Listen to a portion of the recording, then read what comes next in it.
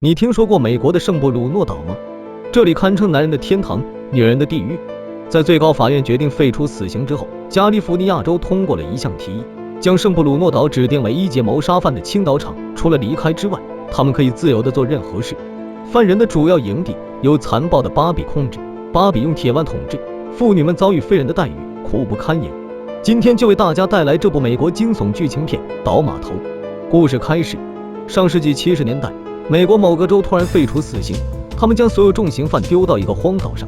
这是一个被上帝遗忘的小岛，岛上没有围墙，没人看守，更没有秩序和规则。物竞天择，适者生存，犯人们只能在岛上自生自灭。男人们都很开心，觉得来到了天堂。可对于女囚来说，这里堪比地狱。岛上男女比例40:3，严重失调。男人们为争夺女人，动不动就大打出手。在这个弱肉强食的岛上，经过连续多日的内斗后，犯人巴比被封为荒岛的领袖。他在岛上重新制定规则，维持秩序。犯人们迫于他的淫威和残暴，只能乖乖顺从。这个叫琳达的女人是个律师，她受人诬陷，被判处无期徒刑。政府派人将她送到了荒岛上。在进入这座岛之前，必须签订死亡协议书，从此就彻底在文明社会中消失了。琳达刚到小岛就因为不懂规矩，被狠狠教训了一顿。巴比派手下大壮将他踩在脚下，当众欺凌。男人们看到纷纷起哄，营地里的3个女人则一脸冷漠地看着琳达，却无动于衷。经过长期的监禁和惨无人道的羞辱，他们已经变得十分麻木。犯人们居住在一座座茅草屋里，3个女人合住一间。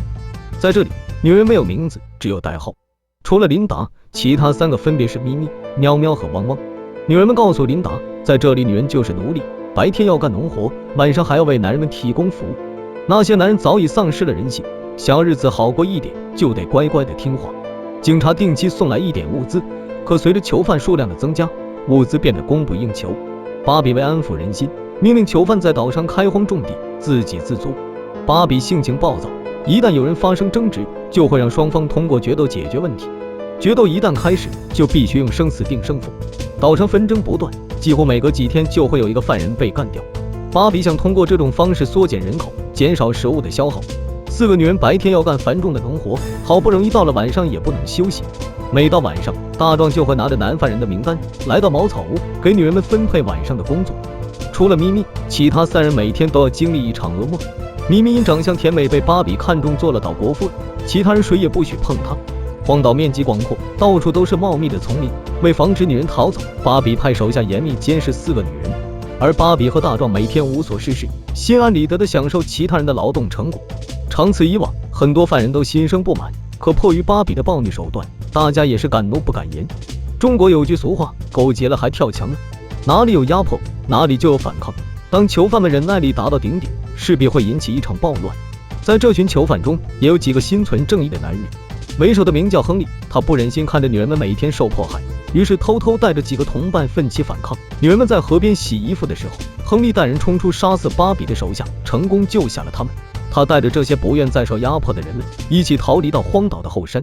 小岛物产丰富，晚上几人打来野鸡吃了一顿烧烤大餐，4个女人重获自由，激动不已。这是他们到荒岛以来第一次可以安稳踏实地睡上一觉。不过现在还不是他们放松的时候，巴比心狠手辣，肯定会派人搜山。他们势单力薄，唯一能做的就是利用地形跟对方展开游击战。4个女人不想成为累赘，也开始学习射箭偷袭。要想打倒巴比，他们就必须紧紧团结起来。喵喵为报答亨利等人，竟提出以身相许，可亨利严词拒绝了。他之所以冒险反抗，就是想建立男女平等的新秩序。他不想成为下一个巴比，不想沦为野兽。此时巴比派出的追兵已经出发，连续追踪几天后，最终还是发现亨利等人的踪迹。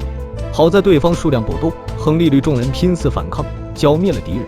现在他们位置已经暴露，只能转移阵地。巴比手下众多，硬拼肯定不行。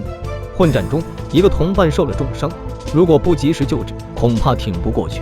亨利不顾其他人反对，冒险潜入巴比营地，将医生绑了回来。经过治疗，同伴慢慢脱离危险。在女同胞们的劝说下，医生选择倒戈，加入亨利阵营。巴比连续派出几路追兵，都未能找到女人们的下落。他随即想出一条计谋。荒岛上有一条小溪，这条小溪是荒岛唯一的水源，只要控制住水源，肯定能发现女人们的踪迹。于是巴比在小溪周围设下埋伏，等待女人们自投罗网。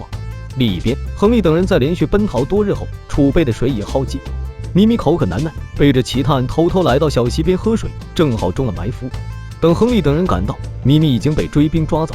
芭比知道亨利不好对付，他必须寻找一些武器才能增加胜算。明天警察会到岛上运送物资，芭比决定杀死警察，抢走他们的武器。为吸引警察靠近，芭比将咪咪绑在沙滩上，然后拿出鞭子，狠狠地抽在咪咪身上。琳达等人听到咪咪的哭喊声，跑到山顶查看情况。看着遍体鳞伤的咪咪，他们心痛不已，但心有余而力不足，却只能眼睁睁看着他遭受酷刑。几个小时后，物资船只按时出现，2个看守来到岛上送物资，另一个则留在快艇上防守警戒。看守看到可怜无助的咪咪，准备上前搭救。此时，一个犯人悄悄跳进海里，然后爬到快艇上，趁看守不注意，直接将其杀死。3人抢过看守的冲锋枪，对着岸上的2人疯狂扫射，2人还来不及反击，就倒在了血泊里。就这样，芭比轻松收缴了看守的武器。有了这些武器，亨利插翅难逃。芭比离开后，亨利带人来到岸边，救下奄奄一息的咪咪。快艇就在不远处，大家本可以乘坐快艇离开，可他们都犯了重罪，就算出去，外界也很难接受他们，外面已经没有他们的容身之所。亨利决定拼死一搏，彻底推翻芭比的统治，在岛上重建家园。快艇上有几桶汽油，亨利收集起来备用。晚上，这群人在篝火旁互相聊起了过往，医生也讲出了为何来这里的原因。那时他遵循家属的意愿，拔掉了病人的氧气管，却反被家属以故意杀人罪告上了法庭，而医院的同事也没有一个人敢出来帮他。岛上也不全是穷凶极恶的杀人犯，也有像医生琳达这样被诬陷的好人。众人敞开心扉后，也变得更加团结了。但芭比手下众多，再加上有武器加持，现在要想杀他更是难上加难了。此时，汪汪站了出来。汪汪以前是个化学家，他发现岛上有很多硫矿石，有了这些硫矿石，他们就可以自制炸药。在汪汪的指挥下，同伴们将硫矿石碾压磨碎，再加上其他原料，顺利制作出了炸药。他们将炸药装进水壶，拧上盖子，就成了简易手榴弹。第二天清晨，趁着犯人们还在熟睡，亨利等人悄悄摸进营地。令他们意外的是，营地内安静的可怕，一点声音都没有。亨利察觉不对劲，冷静指挥大家分头行动。汪汪和同伴悄悄溜到厕所，里面果然埋伏着一个人。汪汪连忙丢进去一个手榴弹，将厕所炸成了废墟。远处的同伴们听到信号，很快发起进攻，10几个手榴弹同时扔进营地。营地周围顿时火光四起，到处都是爆炸声。亨利一声令下，埋伏在四周的人很快冲出，双方随即陷入混战。芭比和大壮霸占了抢来的武器，其他犯人都是赤手空拳。面对准备充足的亨利等人，犯人们接连倒地。亨利等人轻松共占了大部分营地。一场混战后，现在就只剩下芭比和大壮。狡猾的芭比躲进一个地堡，他利用地形优势建了一座坚固的防守碉堡。他瞄准目标，对着外面疯狂扫射。亨利等人被火力压制，只能暂时撤出营地。现在他们还剩下3颗手榴弹。汪汪一把抢过手榴弹，奋不顾身地冲向碉堡。在芭比的疯狂扫射下，汪汪不幸中枪身亡。另外2名同伴拿着剩余的手榴弹同时冲向堡垒。